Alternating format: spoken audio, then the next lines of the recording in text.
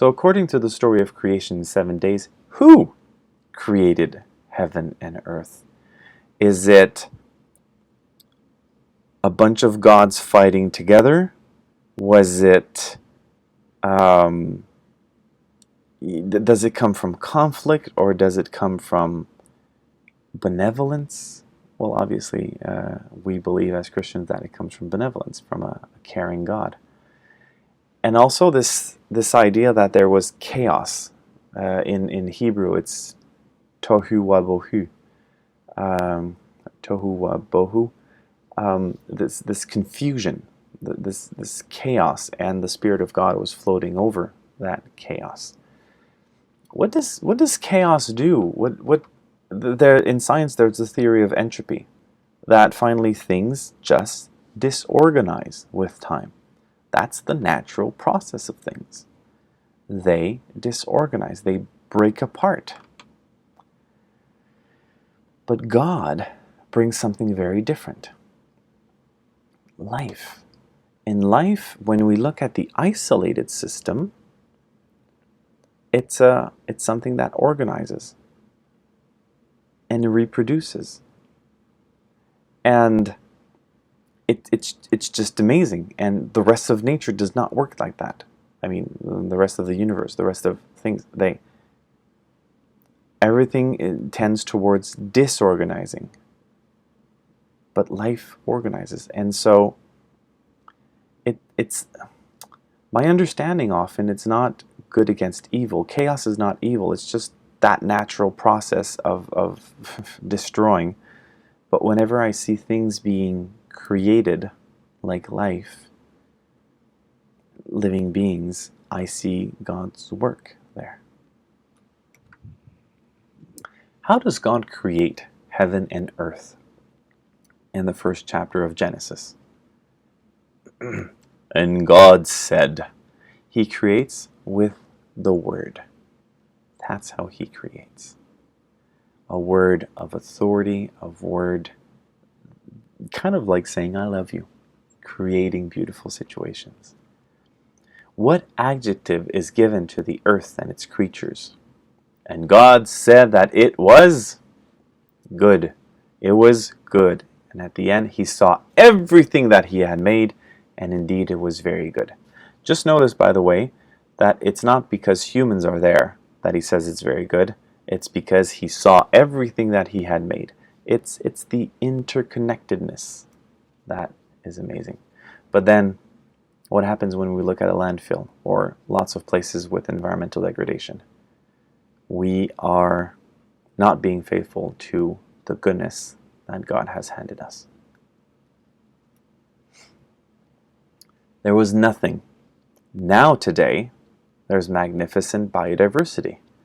Why is that? Well, by looking at Genesis 1, the Bishop of Nineveh, Saint Isaac, wrote this. In love did God bring the world into existence. In love does God guide it during its temporal existence. In love is God going to bring it to that wondrous transformed state. So, love is one of the reasons why God creates. On the 6th day, what does God allow the land animals to eat? Listen to this, okay? So, 6th day, land animals, what is God saying? He says, See, I have given you every plant yielding seed that is upon the face of all the earth, and every tree with seed in its fruit, you shall have them for food. So we can't eat eggs? We can't eat fish? We can't eat cheese? Wait, what? We can't eat honey? Wow, okay. So in Genesis 1, God is asking us to have a vegan diet. That is how it's envisioned at the beginning of the Bible. You can't you can't take something with violence from another living thing, because that's this paradise state, how God creates initially. So you can only eat vegetation. And remind you, vegetation comes from the third day. It's not a living thing. It's like an evolved mineral. It doesn't have blood. It's not moving, so it's not considered living in the biblical term. Yeah, so this expression, children of God, the ones created close to when God created, were vegans. We're just eating fruits and vegetables and nuts. And no violence, because all of the living things were vegans, were herbivores, no carnivores. But that changes after the flood. When all the animals come out of the ark, God changes his commandment. He says, every moving thing that lives shall be food for you. And just as I gave you the green plants, I give you everything. Only, there's just one rule, you shall not eat flesh with its life, that is, its blood. Okay, so after Genesis, after the flood, Noah's family and others can now have the permission to hunt and eat meat. Now, why is this this idea at the beginning of the Bible idealized for a vegan way of eating? Well, as I said, the main reason I believe is no violence, but also the red meat. We're realizing in the environmental movement that it's just not that good for us and not good for the environment. And even in Scripture, there's this habit of eating meat, but when it's a celebration. Remember the prodigal son comes back, let us eat the calf. And so we're going to eat meat, but it's not a habit to eat meat every day. In the Our Father, we talk about our daily bread, not our daily slab of meat. So there we go. Did you know that 22% of greenhouse gas emissions come from agriculture? And 80% of those are caused by cattle breeding. They have a way of digesting where they burp lots of methane. And also it takes a huge amount of field. And in our fields, the way we do agriculture, we use lots of fossil fuels to do that. So it's a huge problem. North Americans eat 250 grams a day of meat. But for a healthy diet, we only need 150 grams of protein. And so if you spread some peanut butter on toast in the morning, you have about half of that dose of proteins already. And so red meat, for me, has become something I eat from time to time. Sometimes in a restaurant when someone is celebrating something important, or my in-laws when they invite me and there's something on the barbecue. But in my own house, my family, we've decided to not even buy red meat anymore, to reduce it to the maximum. And there are lots of our meals that are vegetarian, even vegan. And we've been discovering recipes that are just so amazing. So I don't even miss it anymore. So it's better for our health and better for the environment, and it's even this idealized way of eating at the beginning of the Bible. So when we don't have to kill another animal, there's no sin, there's no violence. The food guide says 150 grams of protein per day is enough. There are substitutes, beans and nuts, and a variety of those. And we can become children of God one meal at a time. I'm not forcing you to change your habits. I'm just sharing some of my thoughts that come from Genesis. Is the human different from other creatures? Why are they different? Well, simply, there's this observation that God created humankind in His image, male and female, He created them. We're created in the image of God. What does that mean? Well, I think our intelligence is one thing that really distinguishes us. Some people say, yeah, but other animals are smart too. Well, yeah, but are any otters or chimpanzees or dolphins or elephants following my online course right now? And even if we were very patient and taught them English, would they listen? No, no. So we have higher capacities, and I'm surprised sometimes that I have to convince people of this. But just because I acknowledge that humans are in the image of God, that we have higher capacities intellectually, we are more creative, does not mean that we cannot live in a fraternal manner. We cannot live peacefully and in harmony with other creatures. And St. Francis of Assisi did this beautifully, calling them brothers and sisters, and that's my feeling. When I work in the garden and in the backyard, some birds come closer because I whistle and I sing. So I have higher capacities intellectually. And also we have a huge advantage compared to other animals who might be smart, is that we also have hands with opposable thumbs. So we can build whatever we think of, what we imagine. Okay? So we're quite lucky.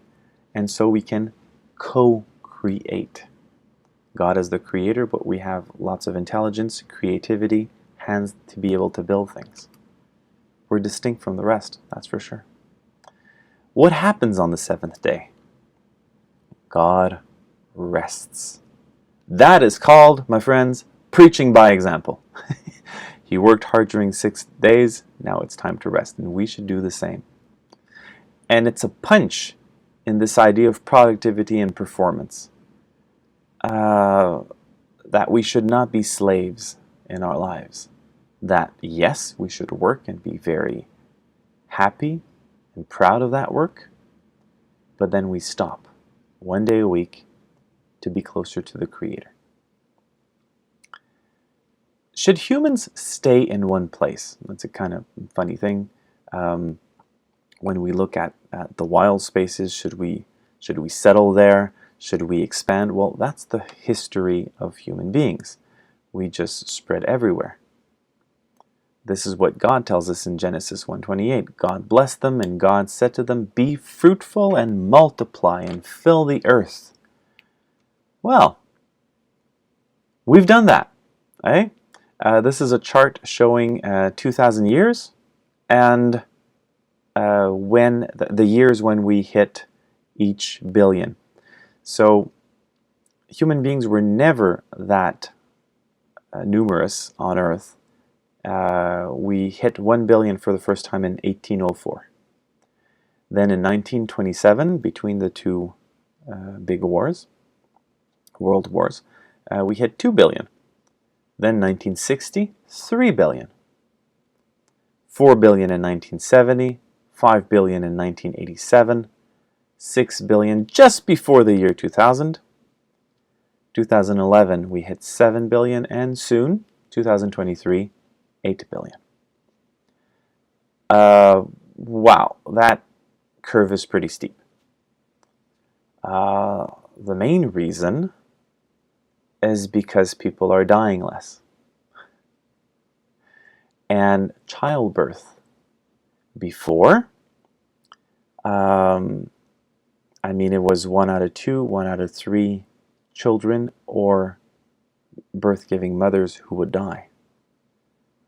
But now with the infant care and techniques we have with modern medicine, those children do not die anymore. We're able to protect their life. So less infants die, and people die later.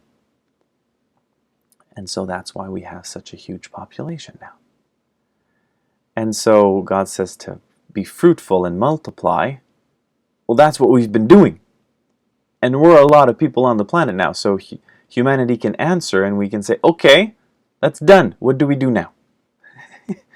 So the Bible has this great ethics, this great ethic for that encouraged exploration. It's recognizing that human beings love to explore and to settle somewhere else, and that's a natural way of doing things. We have human beings in the driest places possible, like the Sahara, have the Bedouins going around, and then we have humans in the coldest places, like the Inuit in the Arctic Circle, and in the highest places on Earth, like in the Himalayas.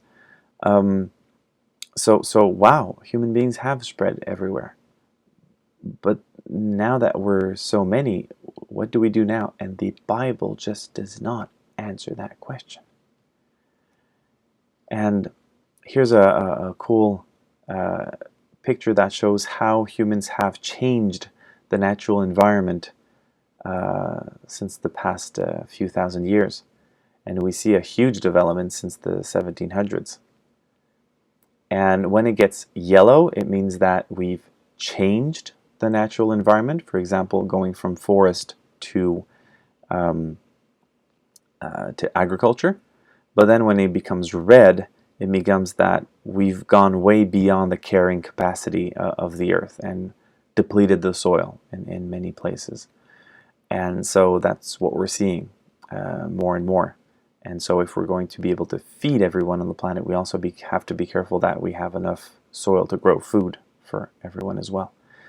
I'm bringing up these environmental concerns. Here in we have the density of the population on Earth.